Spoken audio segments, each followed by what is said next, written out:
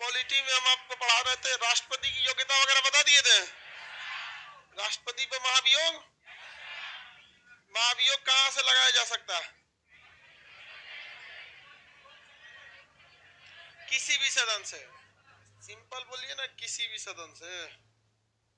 राष्ट्रपति की शक्तियां वगैरह पढ़ा दिए थे। चलिए अब उसके आगे तक पढ़ा।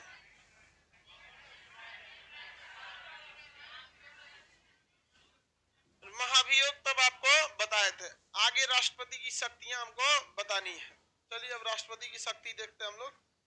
आपातकाल, सैन्य शक्ति, राजनीतिक शक्ति, विवेकाधिकार शक्ति और न्यायिक शक्ति, ये सब टाइप की शक्तियों को हम लोग एक बार करके देख लेते हैं। गुड मॉर्निंग सारे लाइव वाले लोग को। सर लेट हो गया है, बहुत लेट। हाँ बहुत लेट हो गया। पटना में कभी कभी नगर निगम वाला अपना ट्रक ट्रैक्टर लेके घुस जाता है ना, बड़का कूड़ा उठाने वाला, बेड़ होके खड़ा हो जाएगा सड़किए पे।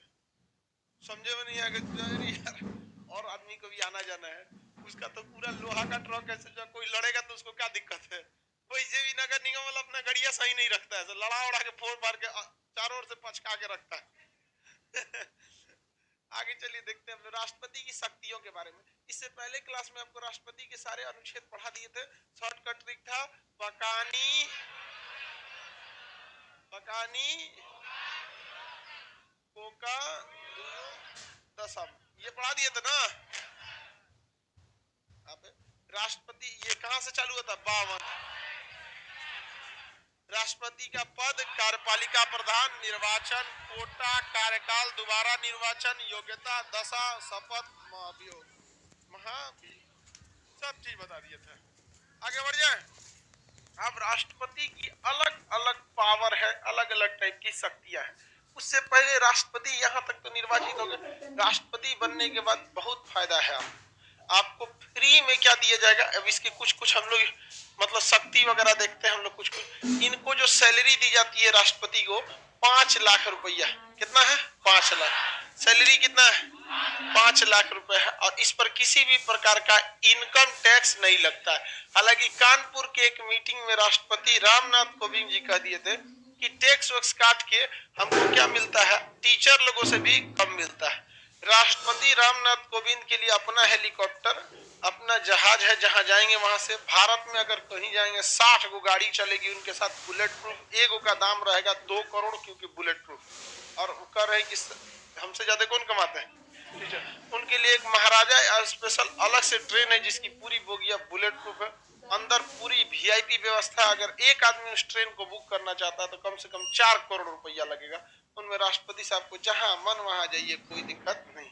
बहुत फैसिलिटी मिलता है राष्ट्रपति महोदय को भारत में, मिलना भी चाहिए, क्योंकि हर हम लोग की गारंटी कौन लेता है? प्रधानमंत्री। हम लोग की गारंटी प्रधानमंत्री नहीं लेते हैं, हम लोग की गारंटी राष्ट्रपति लेते हैं।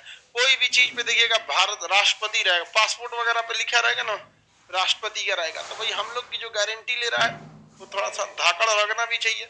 और एक व्यक्ति है अभी के वक्त में वो राजा की तरह रहता है। राष्ट्रपति को रहने के लिए एक फ्री में आवास दिया जाता है, जिसे हम प्रेसिडेंट हाउस कहते हैं। क्या कहते हैं? President house. प्रेसिडेंट हाउस यानी राष्ट्रपति भवन। राष्ट्रपति भवन जो है वो एकदम लुटियंस दिल्ली में है। लुटियंस दिल्ली क्या चीज कहलाता है? मतलब दिल्ली का एक जगह है जिसका नाम है लुटियंस दिल्ली, जहां से बैठ के लूटा जाता है। तो उस एरिया में आपको देखेंगे संसद है, राष्ट्रपति भवन है, प्रधानमंत्री आवास है, मंत्रालय है, आर ब्लॉक है, डी ब्लॉक है। ये सारी चीजें किस दिल्ली में कहलाती है?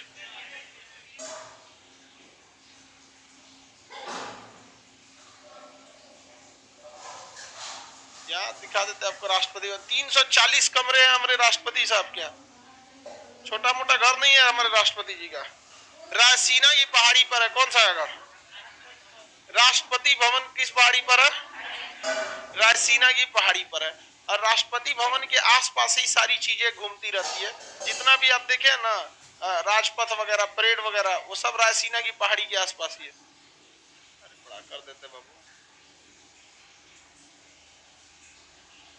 राजपथ नाम सुने हैं ना? हाँ, राष्ट्रपति भवन अंदर से तो बहुत ही ज्यादा सुंदर है। हम बस आपको बाहर से दिखा देते हैं भाई।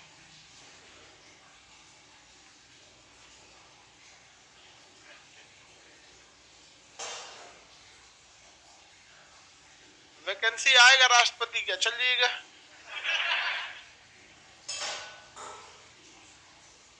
ये राष्ट्रपति भवन का पीछे का हिस्सा है।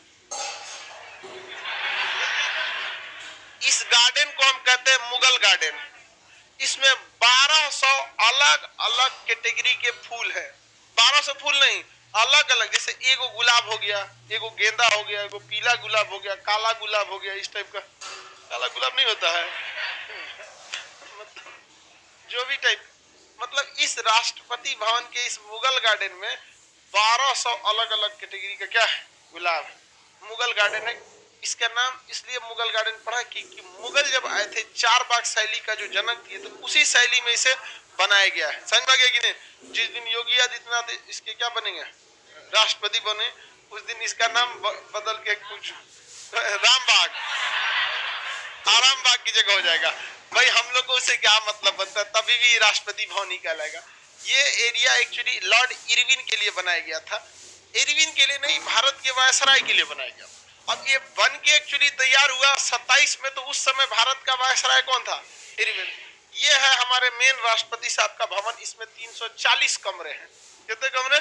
340 कमरे। इतना भयानक है मुगल गार्डन, इतना। ये है आपका राष्ट्रपति भवन। इससे यहाँ देखेंगे, इसके एक नॉर्थ, एक उत्तर और दक्षिण, साउथ ब्लॉक और नॉर्थ ब्लॉक। इसी में मंत्रालय है, रक्षा मंत्रालय, गृह मंत्रालय, इस टाइप का, इधर वित्त मंत्रालय, कुछ इधर मंत्रालय।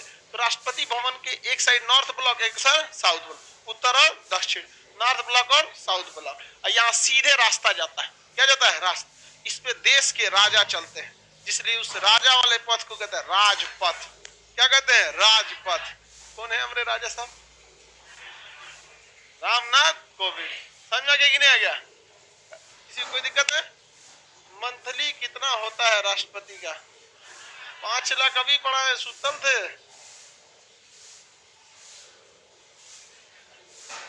ये बताइए सड़क का नाम नॉर्थ ब्लॉक एंड साउथ। ये क्या होते हैं नॉर्थ ब्लॉक और साउथ ब्लॉक? मंत्रालय।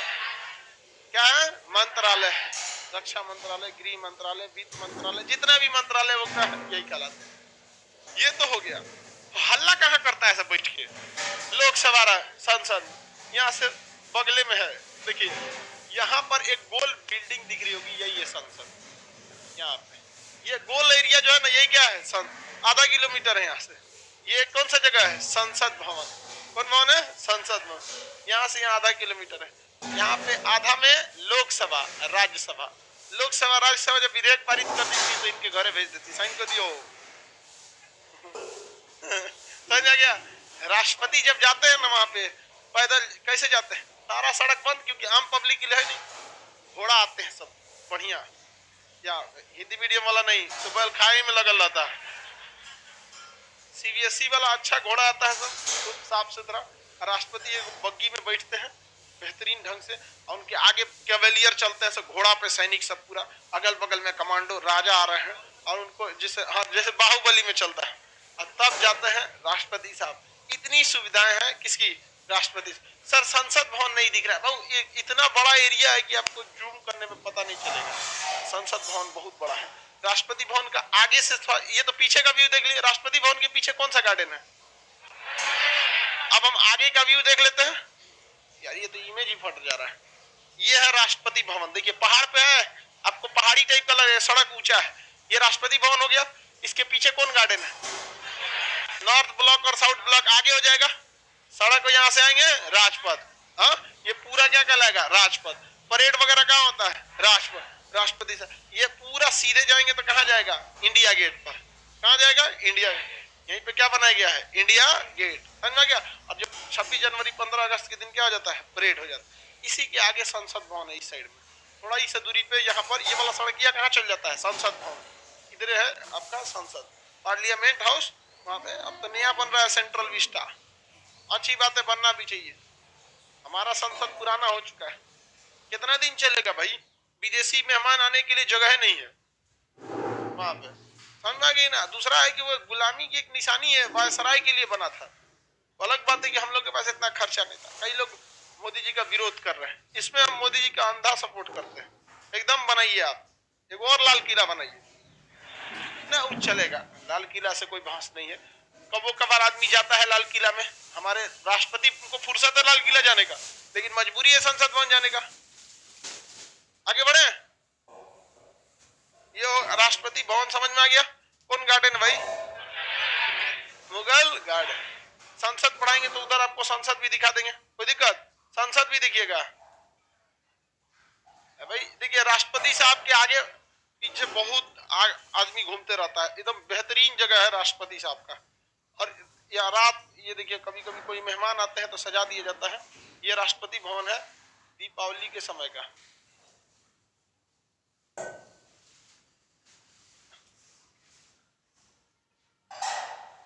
नहीं समझा? देखो भाई, हाँ ये है हमारे राष्ट्रपति साहब का घर, पूरा सजा के रख दिया जाता है। कौन सी पहाड़ी पर है? हाँ बिगना पहाड़ी कौन बोलता है?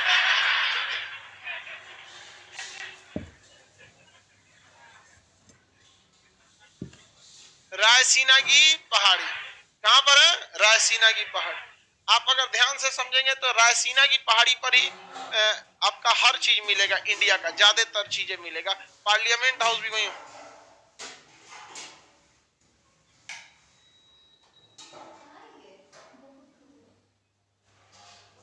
अभी देखिए ध्यान से, ये आपको नया पुराना दोनों दिखा देते हैं।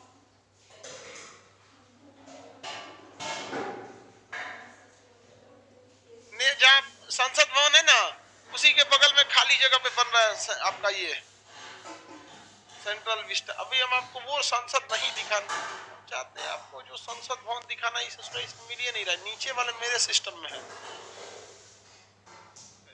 कोई भी चीज को दूर से देखेंगे तब ना समझ में आएगा। अभी बन रहा है संसद भवन, न्यू रखे थे सब तब का है। पास से कोई भी चीज का बस फोटो समझ में आता है, दूर से देखेंगे तब उसका एरिया समझ में आता है कैसा है। इसमें से देवे नहीं किया है।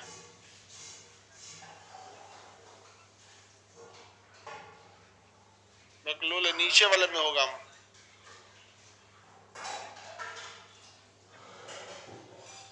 नहीं दिख रहा यहाँ।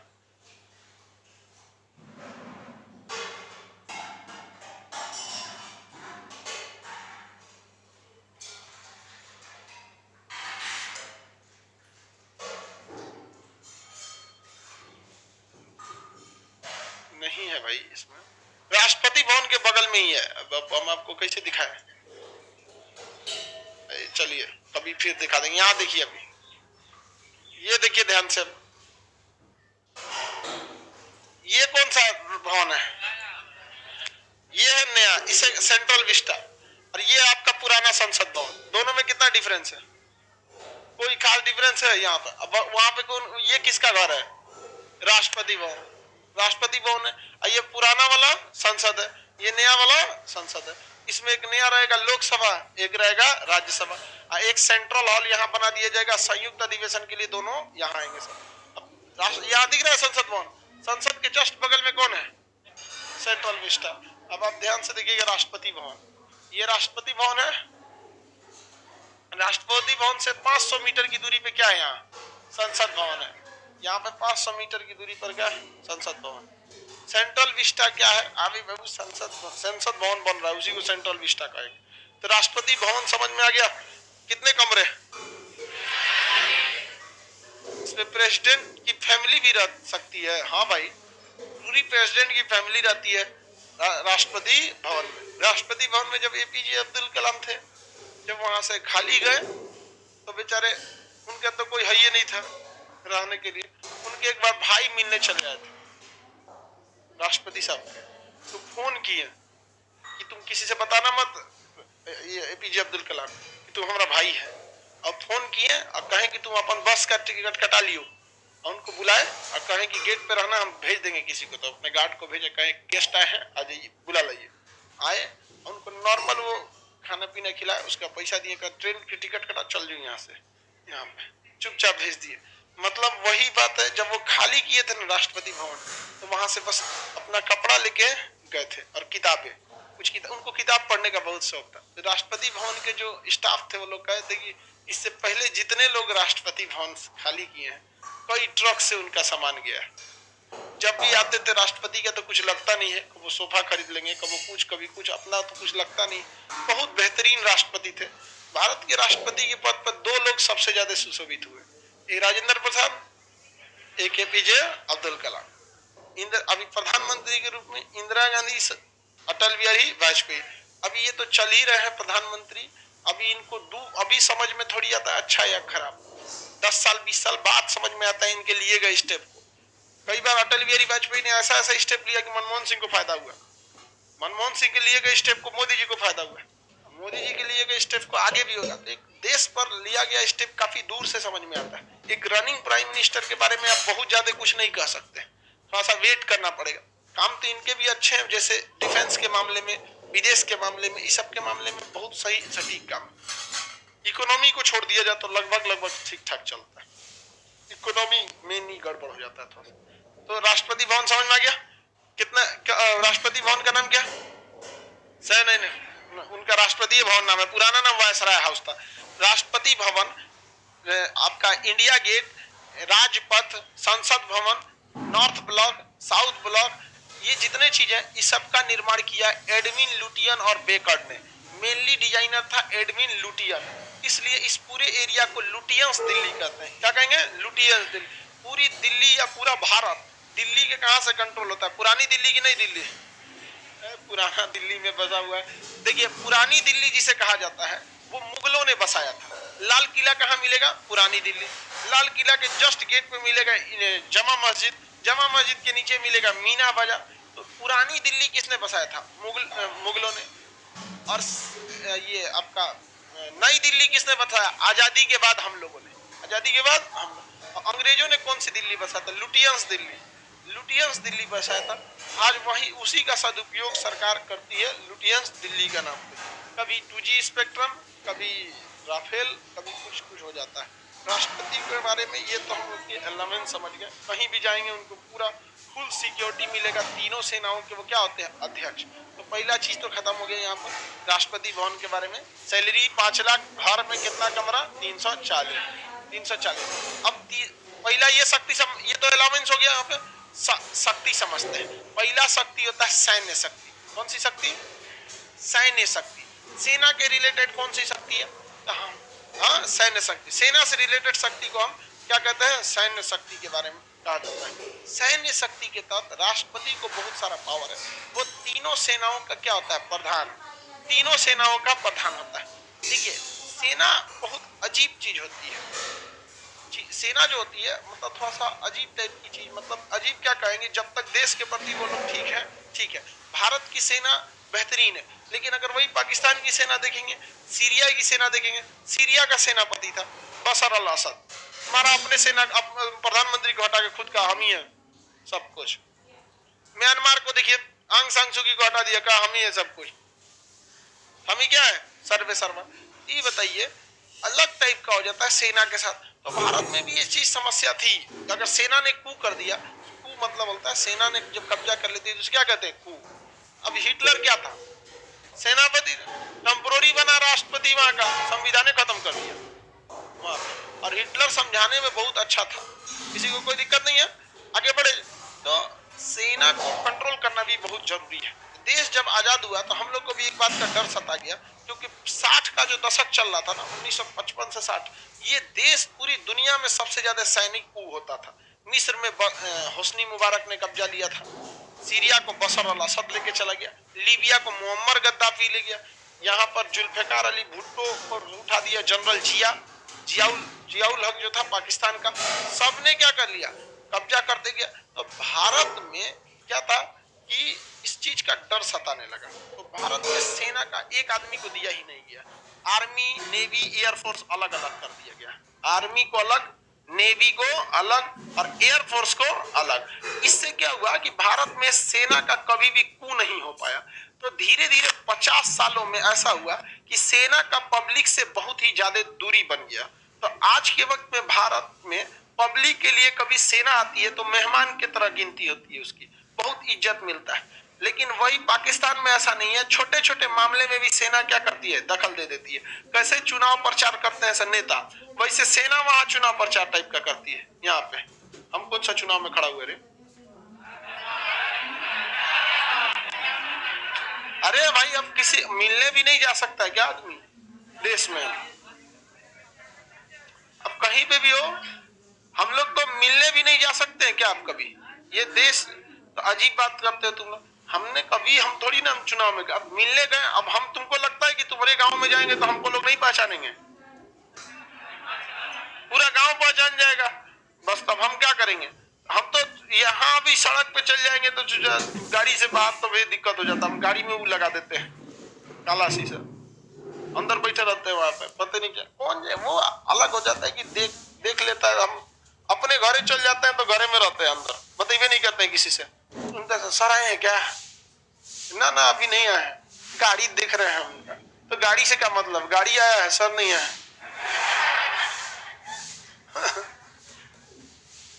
आगे बढ़े, किसी कोई दिक्कत नहीं।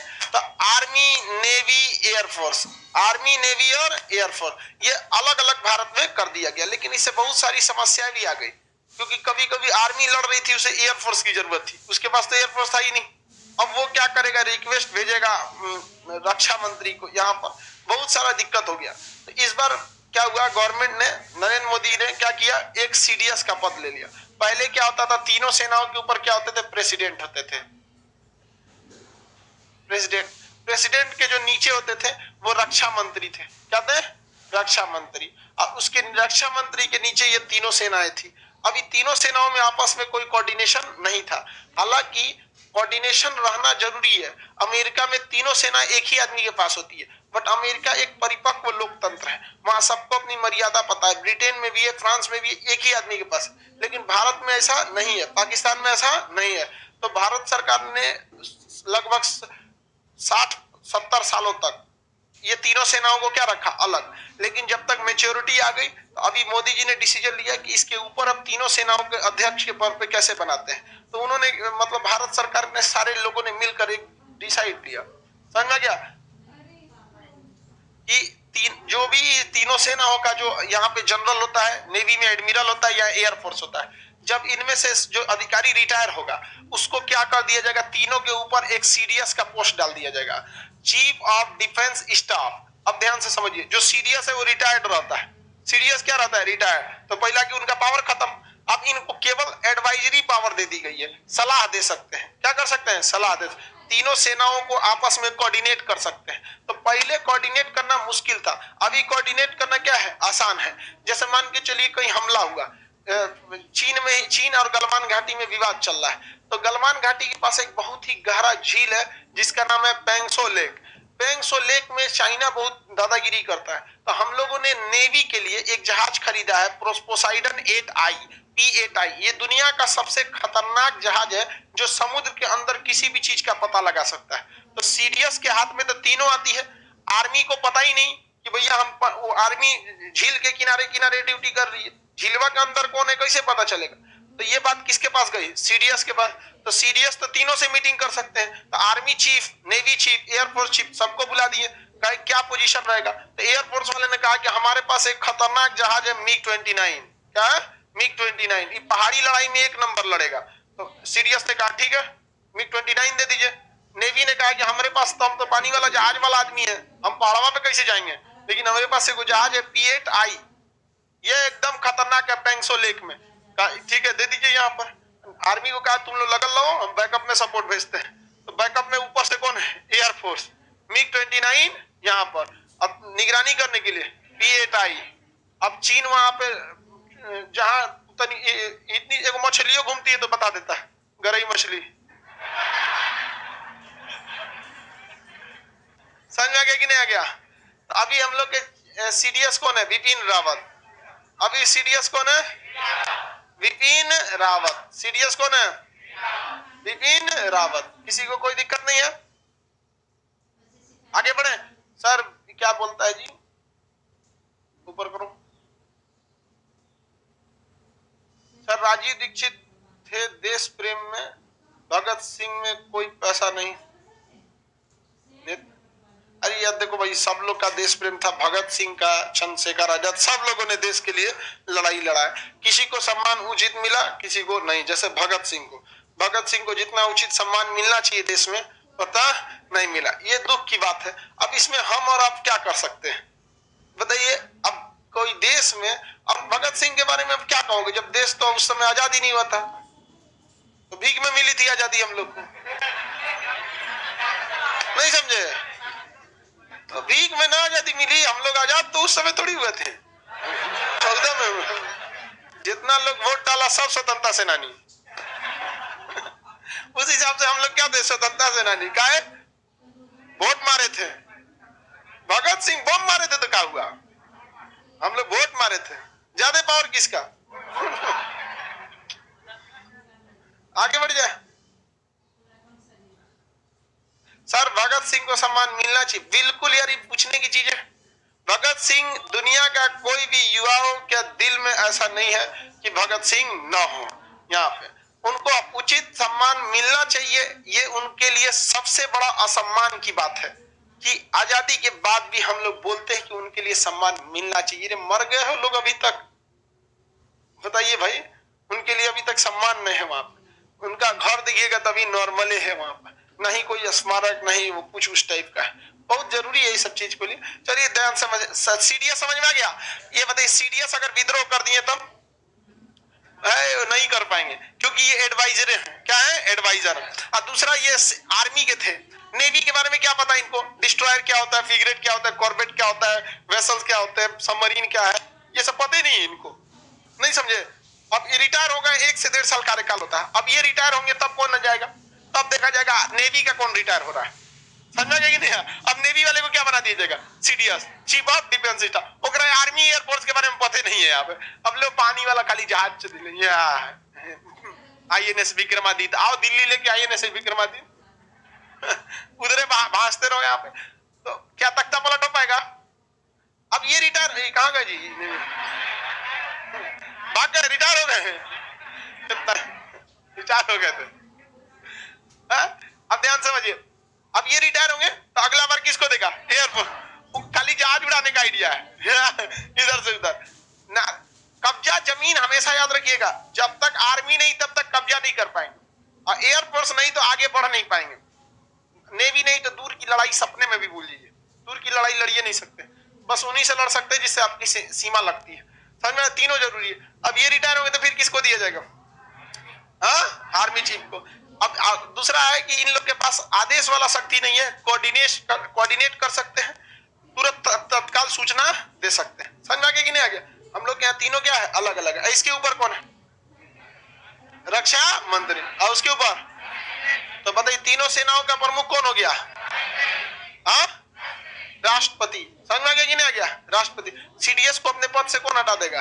राष्ट्रपति हटा सकते हैं वहां पे। रक्षा मंत्री से बहुत बड़ा पावर हो जाता है उसका, राष्ट्रपति का। समझ में आ गया कि नहीं आएगा? अब सेना का एक बहुत खतरनाक रूल है, senior is always and always correct. Senior जो बोल रहा है वही सही है, तुम कुछ भी नहीं हो। तो सीनियर का आदेश आप नहीं काट सकते हैं सेना में, जो बोल दिया आपको हर हाल में करना होगा। हालांकि ये बात पुलिस में भी सिखाई जाती है कि सीनियर की बात मानना चाहिए, लेकिन पुलिस डिपार्टमेंट में क्या कीजिएगा, उसको ही पता, हम पैसे देके बहाली भइलो, बोले। समझ में आ गया कि नहीं? आप देखेंगे बिहार में, यूपी में कई जगह पुलिस बहुत बेहतरीन काम करती है। समझ में आ गया? वो समझ जाइएगा कि वो वैसा ही पुलिस वाला है जो किसी क्लास में बैठ के मेहनत से करके नौकरी लिया होगा, उसको अपने डिग्निटी का ख्याल है। और कोनो कोनो को देखिएगा, आएगा इस पैंट सीधा, हाँ होलो मर्डर हो गलो, डायरी निकालो जी, डायरी निकालो, कहीं नहीं बनाएगा वहां पे। उसके बाद 5,000 इधर से, 5,000 इधर से। ये सब कौन वाला है? खेत बेच के घूस दिया है सब। इसीलिए राष्ट्रपति में कहा जाता है दिवालिया पागल को रखना ही नहीं है। दिवालिया एकदम दलितर को बोला जाता है, रख देंगे तो वही काम करेगा। जाएगा राष्ट्रपति भवन में, घोड़ा दिया जाएगा, घरे ले जो, घोड़ा खोल के लेके चल जाएगा। ओके बाद शाम को फिर आएगा, का बोलो खूंटा ही छूट गए, खूंटो ले चले, यहाँ पे उखाड़ ले जाएगा, तो पेंट प्लास्टर चटाई राजाई गद्दा तोशक वोशक सब लेके चल जाएगा। रिटायर होगा तो इसलिए भूखड़ आदमी को नहीं बनाता राष्ट्रपति। अभी क्या बना दिया गया हम लोग बाद नया CDS, chief of defence staff. तो राष्ट्रपति तीनों सेनाओं का प्रमुख होता है, इसलिए जब तक राष्ट्रपति आदेश नहीं देगा युद्ध नहीं हो सकता है। याद रखियो, कितनों भी करना है, फाइनली डिसीजन युद्ध का कौन देगा? राष्ट्रपति। सारा डिसीजन हो जाएगा, प्रधानमंत्री, रक्षा मंत्री सब ले लेंगे, फाइनल साइन किसके पास जाएगा? राष्ट्रपति। अब फोन उठाएंगे राष्ट्रपति, किसको बोलेंगे? CDS, it's my order to attack on China, full fledged war. हाँ, उसके बाद इतना ऑर्डर मिलने दीजिए, उसके बाद समझ में आएगा क्या होता है। गलवान घाटी में जब दो रेजिमेंट के सैनिक, सिख रेजिमेंट और बिहार रेजिमेंट, ये हम लोग का जो कोर कमांडर थे वहां पे अपना सरदार जी थे, कोर कमांडर वहां पे। उस कोर कमांडर कंपनी कोर बहुत बड़ा होता है, लगभग 60,000 फौज आती है उसके अंडर में। लद्दाख में खड़े थे, उनके पास बताइए, कोर कमांडर आर्मी का था, क्या उसके अंडर में नेवी है, एयरफोर्स है, उसके अंडर में केवल क्या? आर्मी। जो चाइना का कोर कमांडर था, तो चाइना में तीनों एक ही के पास होता है, जो चाइना का कोर कमांडर था उसके पास 60,000 की क्या थी? आर्मी, 10,000 की नेवी, लगभग वही 1,000-1,200 के पास में एयरफोर्स, क्योंकि एयरफोर्स में तो जहाज ज्यादा होते ना वहां, सब उसके पास। फिर भी वो नहीं टिक पाया। एक साल में 9 बार अलग अलग लोगों का ट्रांसफर किया गया। इधर एगो सरदार जी खड़ा है, 1.25 लाख नु एक लड़ावा तब गोविंद सिंह नाम रखा। समझ आ गया कि नहीं आ गया? इतना फर्क होता है दोनों सेनाओं में। दूसरी बात, भारत की सेना बहादुरी से लड़ती है क्योंकि वो देश की सेना है। भारत की सेना देश की सेना, लेकिन चाइना की कोई अपनी सेना नहीं है। चाइना में एक पार्टी है कम्युनिस्ट पार्टी, और कम्युनिस्ट पार्टी की सेना है वो। समझ गया? आप ऐसे नहीं समझेंगे तो आप कहेंगे ये क्या बात हुआ। एक बात बताइए, भारत में राजनीतिक पार्टी है मेनली 2 पार्टी, कांग्रेस और बीजेपी। कांग्रेस और बीजेपी। सपोज कीजिए कि भारत में ऐसा लिख दिया जाए कि जिस पार्टी की सरकार है सेना उसी पार्टी की रहेगी। आज हमारी सेना इंडियन आर्मी कहलाती है, अगर इसी इंडियन आर्मी को कह दीजिए बीजेपी आर्मी है, उसका आधा पावर वैसे ही खत्म हो जाएगा। किसी पार्टी के लिए लड़ रहा है, समझ आएगी नहीं? चाइना में यही होता है। चाइना के सेना नहीं है, पीपल्स लिबरेशन आर्मी है, कम्युनिस्ट पार्टी की सेना है। हमारे यहाँ सेना का प्रमुख कौन रहेगा? राष्ट्रपति। वहां सेना का प्रमुख वही रहेगा जो कम्युनिस्ट पार्टी का अध्यक्ष है। जैसे अभी कौन है? जिनपिंग वहां पे। तो उसकी आर्मी किसके लिए लड़ती है? पार्टी के लिए, देश बाद में। हमारे यहाँ पार्टी बाहर में जाओ चल जाते नहीं, नौटंकी मत करियो यार, तो कोनो पार्टी का हो तो देंगे हम तुमको यार। जाइए ना पटना दानापुर में, दानापुर में मार्शल लॉ लगा हुआ है। पटना के पास लाइव वाले जो लोग होंगे यहाँ पे समझेंगे, पटना दानापुर में अगर वहां आप हॉर्न बजा दिए, बड़ी मार मारता है। एक आदमी गाना बजा रहा था अंदर, वहां भाड़ा की गाड़ी थी और गाना बजा रहा था अंदर, कोनो नहीं, नया नया गाना आता, गाना बजा रहा था। अब आप ड्यूटी कर रहे थे, सड़क गया पे कौन? आर्मी वाले सुन लिया, उधर इधर ड्राइवर को लेके आया, निकल तुम यहाँ पे, गाना बंद कर। अंदर ले गया, गाना काहे बजा रहा था? कह रहा कि मालिक हम तो भाड़ा पे गाड़ी चलाते हैं, बारात वाला बुक किया है सब, यही कहा से तो बजा दी। बोला के ला कौन था? उसको लाया। ड्राइवर से कहा कि सुन सुन सुन, इसको एक तमाचा मार। कहा कि हम कैसे मारेंगे, इकरा से तो हम पैसा लिए हैं। तो ड्राइवर को एक तमाचा मारा है, नहीं मारेगा तो अब ड्राइवर उसको रोक दिया, एक तमाचा 50। कहा फिर बोलेगा गाना बजाने के लिए? कहीं ना साहब, कहेगा अब तुम एक तमाचा ड्राइवर को मार। एक तमाचा किसको मारता है? ड्राइवर। और फिर अपने एक और तमाचा देके भेजा। कहा तुमको नहीं समझ में आता है, कंटोनमेंट एरिया है, सेना का है, जाओ लोग। इतना होशियार था, पीटबो किया तो अंदर ले आके। गाड़ी में महिला उहिला बैठी थी सब वहां पे, फैमिली वगैरह, तो अपनी फैमिली के आगे किसी को पीट देंगे, बेइज्जती होगा ना। चला गया वहां पे, पूछे लोग कि क्या बोला है, तो समझा के भेज दिया है।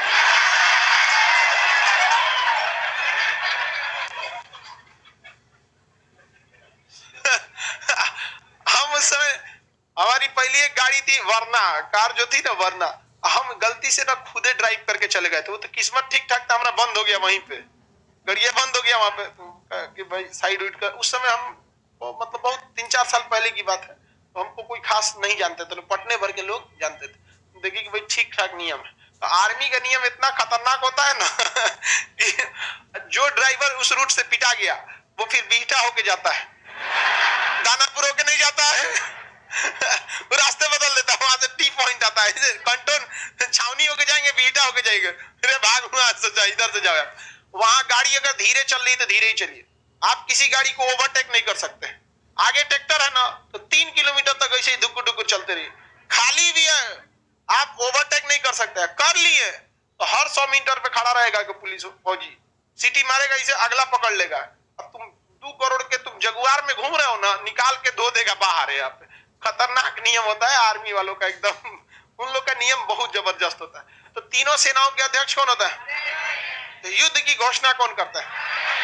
हाँ सर, उंगली छप गया होगा उसको। अरे तुम उंगली की बात करो, सेरिब्रम, सेरिबेलम, मॉड्यूला ऑब्लोंगाटा सब हिल गया होगा, खोपड़ी वगैरह। समझ आ गया कि नहीं? सर दानापुर ऐसा क्या है? दानापुर में सेना रहती है, छावनी है, सेना का एरिया है। तो जहां आपको पढ़ा चुके हैं मूल अधिकार में, सैन्य क्षेत्र में किसका शासन चलेंगे? सेना का ही कानून चलता है। तो तीनों सेनाओं के अध्यक्ष बताइए, युद्ध की घोषणा कौन कर सकते हैं?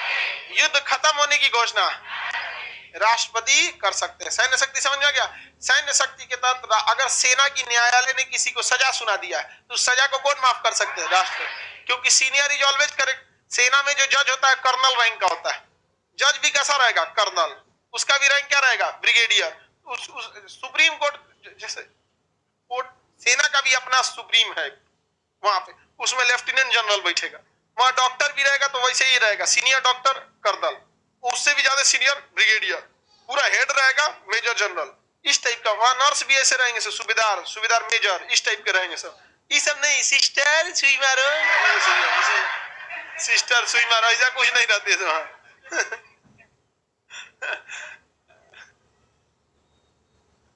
ठीक रहता है ना लड़की सब में, हालांकि सिस्टर के लिए लड़की ही ठीक रहती है सब। उन सब में दया की भावना ज्यादा रहती है, मरीज के तकलीफ को समझती है सब। इंजेक्शन लगाना रहेगा, मरीज को दर्द होगा तो आराम से बेचारी कहेगी थोड़ा सा बहुत दिक्कत है, लगा देते हैं आराम से। और उसके जगह एकदम पुरुष को भर्ती कर देंगे, सुई लगाएंगे, चिल्लाएंगे तो कहे चुप चट्टा कहेंगे, सुई लगा रहे तो दर्द नहीं होगा, मजा आएगा तोरा, मारेंगे एक मरीज बेचारा अपने पगला जाएगा। महिला सभी सब में थोड़ा सा रहती है सर, और पुरुष इस सब मामले में ठीक नहीं रहता है, डॉक्टरी में ठीक रहता है पुरुष। वहां पे इस सब मेडिकल लाइन में सबसे अच्छी लड़की सबके सारे जॉब में सबसे बेहतर उसमें लगता है डॉक्टर टाइप का। यहाँ पे समझ आ गया कि नहीं आ गया? और जहां कहीं पे भी करप्शन हो रहा है वहां महिलाओं को डाल दीजिए।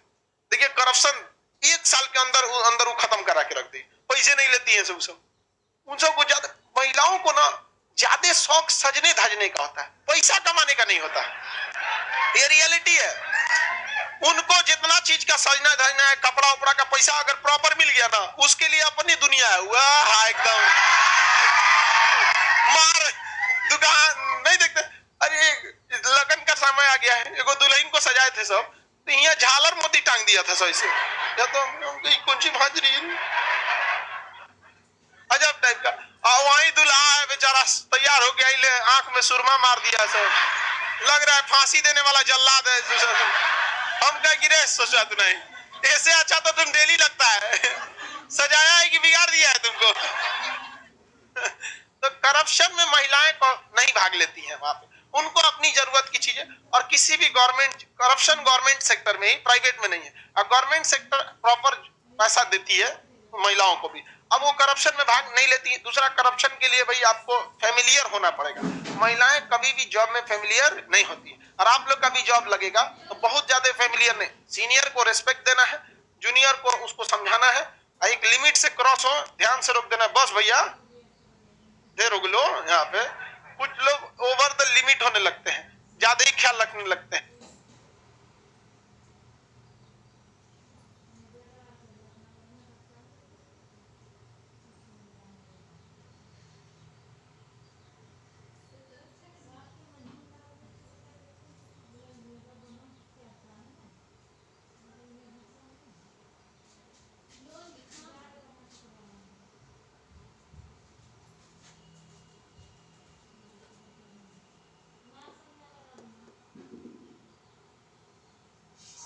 यहाँ पे ज्यादा ख्याल नहीं रखना।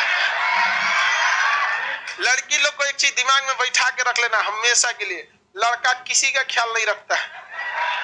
वो ख्याल रख रहा है, आपको दिख रहा है, वो सोच रहा है टारगेट दूसर है। इसलिए नेवर बिलीव ऑन बॉयज।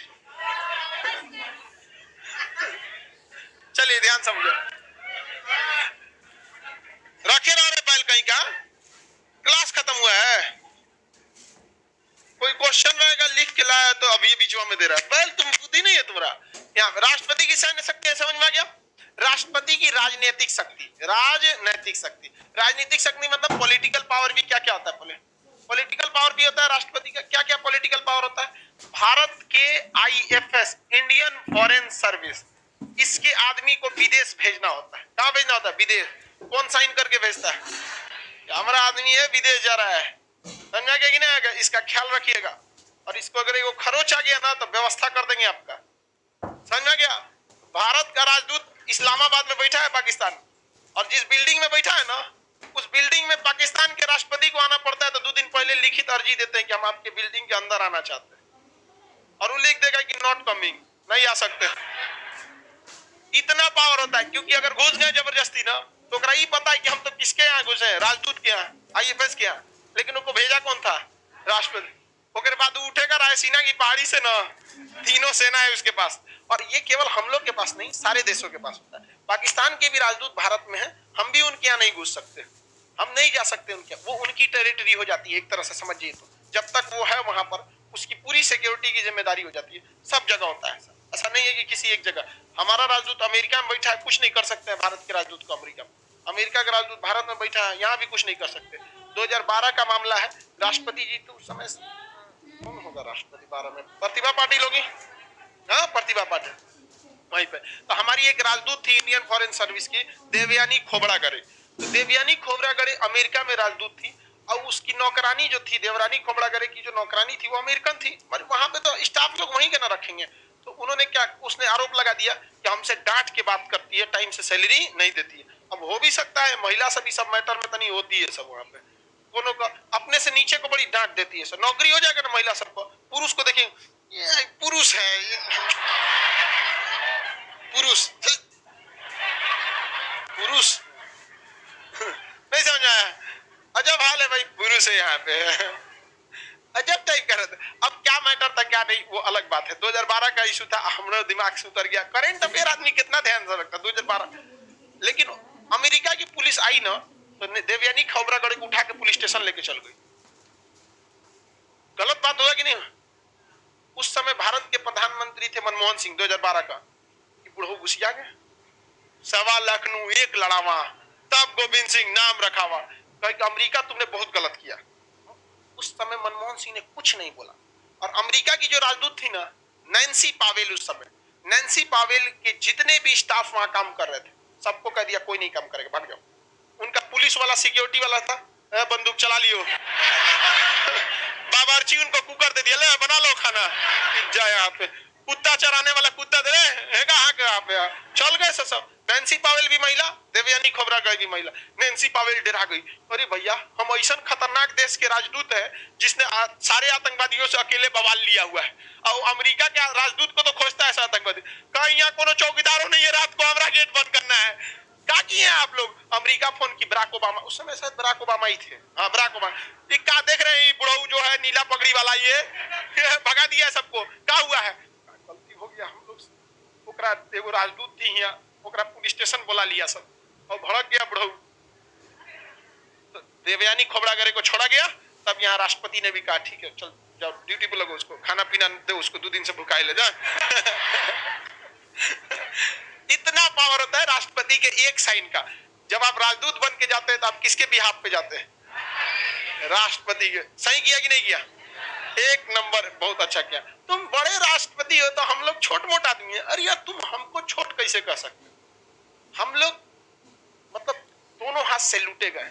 हम लोग 12वीं सदी से लूटे जा रहे हैं। 500 सालों तक हम लोग पे, लगभग 300 सालों तक दिल्ली सल्तनत, 200 साल तक मुगल, 200 साल तक अंग्रेज, लगभग हम लोग 1000 साल तक लूटे गए। और उस 1000 साल में जितना नहीं लूटा है उतना आजादी के बाद नेटवा लूट दिया सब। 1 साल बस करप्शन खत्म हो जाना, फिर दिखाते हैं अमेरिका क्या होता है। यहाँ आदमी ज्यादा कमा लेता है ना तो उसको खुशी से ज्यादा डर लगने लगता है। आप ज्यादा कमाएंगे तो खुशी होना चाहिए, अमेरिका में खुशी होना चाहिए। यहाँ पे आदमी ज्यादा कमा लेता है तो उसको डर हो जाता है। क्या कहिएगा? देश कब आगे बढ़े? जब ज्यादा कमाएंगे तब। अभी आपको इसी समझ में नहीं आ रहा है, क्योंकि कोई आपको खूब पूछेगा, खूब से खूब आपके पास महीना का लास्ट में 5000 रुपया आता होगा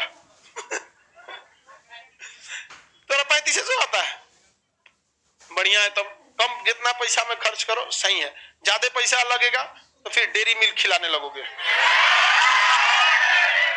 समझ में आ गया कि नहीं आ गया? पैसा कम रखो सही रहेगा, पैसा ज्यादा आएगा गिफ्ट दोगे, नया नया खूब फैशनबाजी करने लगोगे इधर उधर में, और उधर कोई ना कोई देखेगी ऐसे करेगी, काम खत्म। समझ में आ गया? इस सब में मत जाना। इस सब ये क्या है? इस सिग्नल है, ग्रीन सिग्नल। आगे बढ़ जाते हैं। राष्ट्रपति की राजनीतिक शक्तियां समझ में आ गया? अपने राजदूत को कौन भेजता है? हाँ? अब दूसरा देश का राष्ट्रपति आता है तो सबसे पहले वो किसके पास जाता है? राष्ट्रपति। अपना आई कार्ड दिखाता है और अपने देश के राष्ट्रपति का मोहर दिखाता है, लेटर, कि देखिए ना हम इंग्लैंड के फ्रांस से आए हैं, फ्रांस के राजदूत राष्ट्रपति ने आपके लिए एक लेटर भेजा। तो पढ़ता है वहां पे राष्ट्रपति साहब, हाँ आप ये मेरे राजदूत हैं, इनको रखा जाए। तब वो आते हैं राष्ट्रपति साहब, तो राष्ट्रपति यहाँ पे साइन करके देते हैं, हाँ रह जाइए, हमारे देश में आपको कोई दिक्कत नहीं होगा। इतना पावर होता है।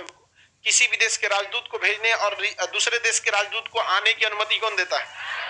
राष्ट्रपति देता है। ये उनकी कौन सी शक्ति है? राजनीतिक शक्ति है। समझ में आ गया कि नहीं आ गया? राजनीतिक शक्ति है।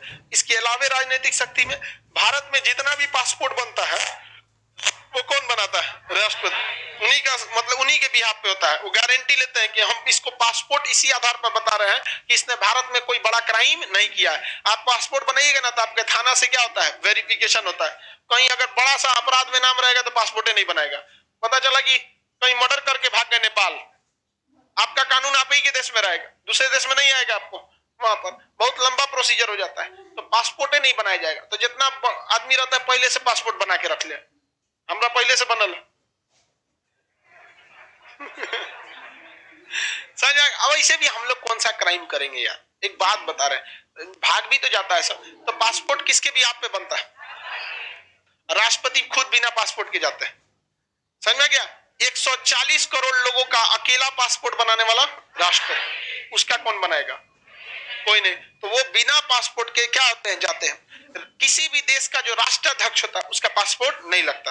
अब कहेंगे मोदी जी का भी पासपोर्ट लगता है? लगता है। उनके पासपोर्ट को डिप्लोमेटिक पासपोर्ट कहते हैं। क्या कहेंगे? Diplomatic passport. उन लोग का अलग टाइप का पासपोर्ट रहता है, डिप्लोमेटिक। और उनका एयरपोर्ट पे गेट भी अलग रहता है, वीआईपी गेट होता है। हम लोग उतरते हैं तो नॉर्मल गेट से उतरो रे, जहाज आ गई उतरो, सब लोग चलो, पची गेट है निकल जाओ वहां पे। और उन लोग का वीआईपी गेट होता है, कहां से निकले कहां चलेगा कोई पता नहीं है।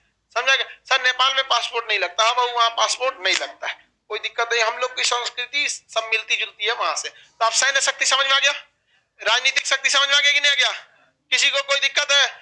शिक्षा से रिलेटेड इनको शक्ति है कि नहीं? कुछ है? एजुकेशन से रिलेटेड भी शक्ति है। हाँ बताइए बहू, किसका?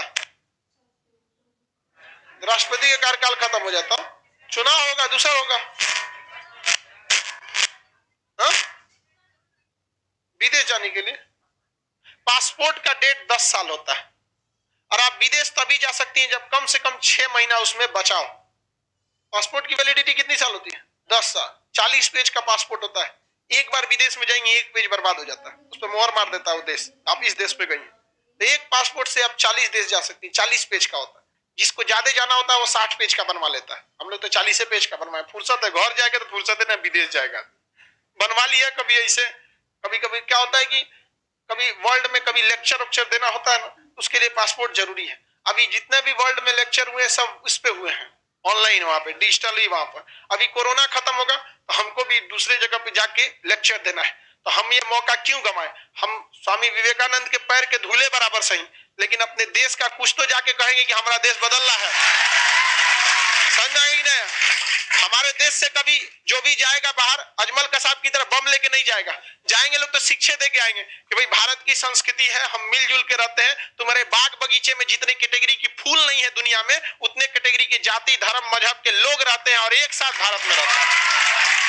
तो ये भारत एकमात्र देश है यहाँ पर जो दुनिया का सबसे बड़ा जंगल है ना, अमेजन का जंगल, उस जंगलों में भी उतनी वैरायटी की फूल पत्तियां नस्लों के पेड़ नहीं होंगे जितनी विचारधाराएं नस्लें और अलग अलग जाति मजहब के लोग एक साथ हंसी खुशी रहते हैं, एक साथ दिवाली में दिए जलाते हैं, एक साथ सब मिलते हैं, ईद में एक दूसरे में मिलते हैं, होली में रंग लगाते हैं, ये एक दूसरे। तो हम लोग भी विदेश जाएंगे तो जरूरी है ना वीडियो कॉन्फ्रेंसिंग से उतना मजा नहीं आता। एक बार जब मिल गई तो हमारी एक बार हमको बहुत मन करता है एक बार लाहौर में जाके चले। कसम बताते हैं उस दिन जिंदा तो नहीं आएंगे, लेकिन उनको उन चोटों को औकात दिखा देंगे कि क्या होता है कि हिंदुस्तानी तोरे घर में घुस के तोरा दिखा देंगे, लेकिन उसके बाद वो आने नहीं देगा एकदम ठीक से। अरे कोई दिक्कत नहीं है, नहीं आने देगा वहां पे। अब खान सर को मार देता है कोई दिक्कत नहीं। अब खान सर एक विचारधारा बन चुका है। तो एजुकेशन भी जरूरी है। जैसे एजुकेशन में भी राष्ट्रपति को पावर होता है। जितना सेंट्रल यूनिवर्सिटी होती है उसके चांसलर कौन होते हैं? राष्ट्रपति। चांसलर कौन होते हैं? राष्ट्र। यहाँ जो बैठाया जाता है काम देखने के लिए वाइस चांसलर बैठता है, मेन चांसलर नहीं बैठता है। कौन बैठता है? Vice chancellor. तो वाइस मतलब होता है वाइस प्रेसिडेंट, वाइस कैप्टन, मतलब उससे ऊपर भी है कोई। तो जितना सेंट्रल यूनिवर्सिटी है उसका चांसलर राष्ट्रपति, और देख रेख करने के लिए क्या बैठा है? Vice chancellor. क्या बैठा है? Vice chancellor. और जितने स्टेट यूनिवर्सिटी है उसका राज्यपाल। जैसे पटना यूनिवर्सिटी का चांसलर राज्यपाल और वाइस चांसलर बैठल होंगे वहां पे। नहीं समझे? आधा सीट खाली है पटना यूनिवर्सिटी में टीचर का, गेस्ट टीचर है, गेस्ट टीचर। और गेस्ट टीचर से राष्ट्र निर्माण हो रहा है। धन्य है प्रभु। चलिए अब आगे का क्लास कल समझेंगे लोग। ये 3 शक्तियां समझ में आ गया। कल राष्ट्रपति की बाकी शक्तियां